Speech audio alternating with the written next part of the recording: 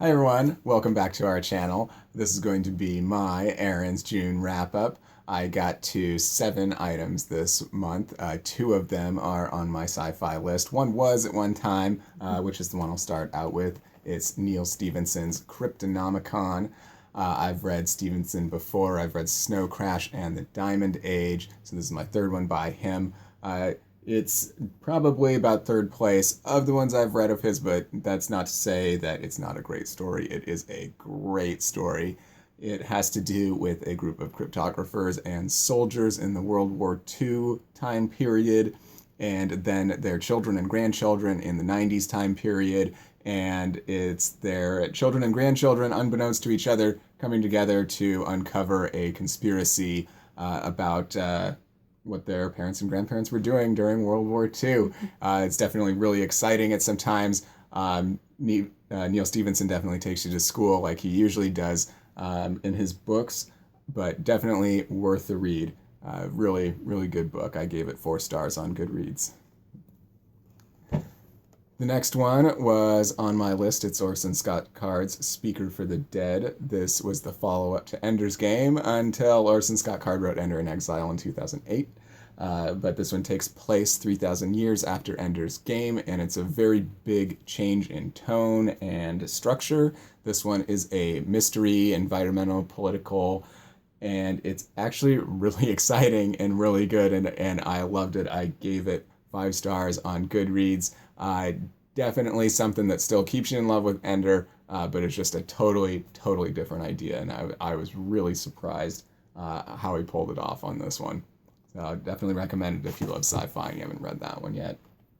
And then the next one was on my list. It's a classic in the sci-fi genre. It's H.G. Wells' The Time Machine. I'm glad I got to this one because I have seen the movies, movie interpretations, and of course the books is better. I did this one on audiobook. I really appreciated that it had a much more explorer kind of idea than the movies did. The movies kind of had to flow in this sort of action bent to it. This actually was totally added and not part of the book, but not to say that it took away from the book at all to not have that. It actually was much better just to be a story about exploration and discovery, and has a very ambiguous ending, and I loved it. I gave it 4 stars on Goodreads. All right, and then I got into some manga. I finally got my hands on the local library's copy of Chapter 1 and 2 of Attack on Titan.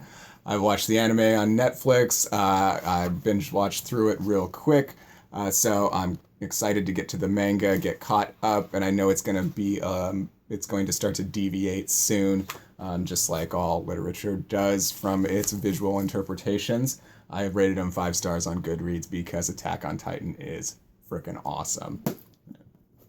And then another one, I don't have number 7 with me. I found it at the library, though, of Arpeggio of Blue Steel. This is a series about artificial intelligent weapons that take the form of sort of World War II era battleships and start a war with the human race. And then they decide to become curious about the human race, and so they make what's called these mental models, which are essentially humans, and they experiment with having human emotions. And so this puts a whole new element into the story, and definitely drives the character part of the story. And I love it because I love naval combat, and I love manga, and so I gave it 5 stars on Goodreads. And that is that for my June wrap-up. Let me know what you thought, if you read anything on my wrap-up today in my video today, or if you want to recommend anything that's up the alley of what I had. And so we'll see you next time. Bye.